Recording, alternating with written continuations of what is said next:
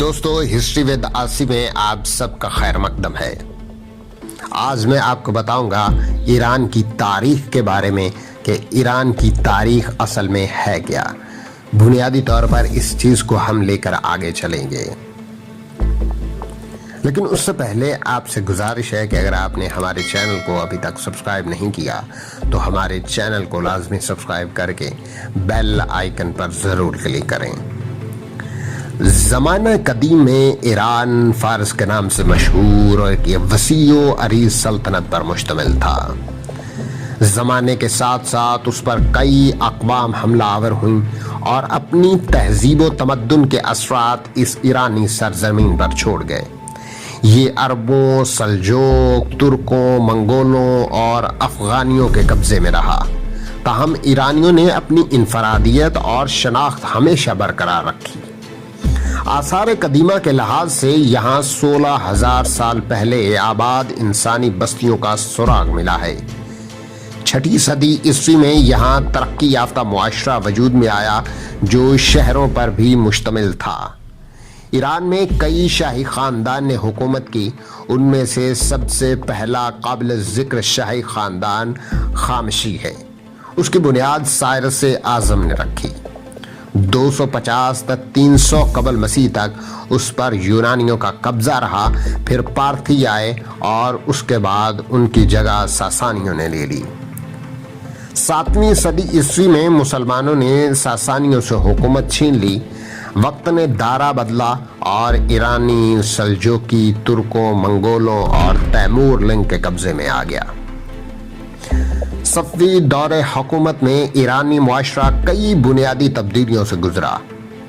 اس کے بعد ایران پر افغانوں کا غلبہ رہا، جن سے 1921 میں ایک فوجی افسر رضا خان نے اقتدار چھینا اور پہلوی سلطنت کی بنیاد رکھی۔ 1941 میں رضا خان کا بیٹا محمد رضا تخت شاہی پر بیٹھا اور تاریخ میں شاہ ایران کے لقب سے مشہور ہوا۔ شاہ ایران اپنے باپ کی اصلیت کا منصوبہ جاری رکھنا چاہتا تھا، تاہم اس ضمن میں اسے اپنے وزیر اعظم محمد مصدق کی جانب سے مخالفت کا سامنا کرنا پڑا۔ مصدق کی طاقت کے سامنے بے بس پا کر شاہ ایران ملک سے فرار ہو گیا، تاہم CIA نے 1953 میں مصدق حکومت کا تختہ الٹ دیا۔ اس طرح شاہ ایران اپنے ملک کے سیاہ و سفید کا مالک بن گیا۔ آہستہ آہستہ ایران امریکی برکات سے مستفید ہونے لگا، مگر اس پر مذہبی طبقہ چراغ پا گیا۔ انہوں نے شاہ ایران کے مغرب نواز اقدامات پر کڑی تنقید کی۔ اس پر حکومت اور علماء کے درمیان رسہ کشی شروع ہوئی۔ شاہ ایران نے طاقت سے مذہبی طبقے کو ختم کرنے کی کوشش کی تو عوام بھی اس کے خلاف ہو گئے۔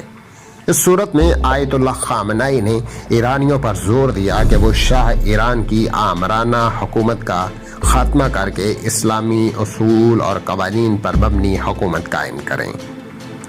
امام خامنائی کی تحریک نے جلد ہی ایران میں مقبولیت حاصل کی۔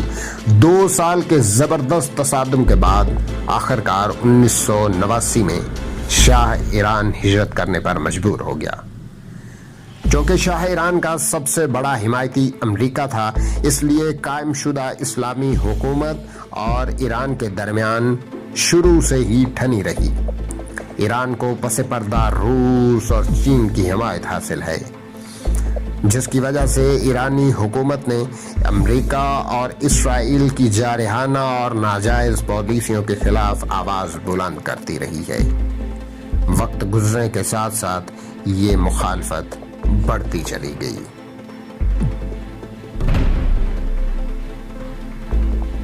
دوستو ہسٹری ود آسی کو سبسکرائب کریں، لائک کریں، شیئر کریں اور بیل آئیکن پر ضرور کلک کریں۔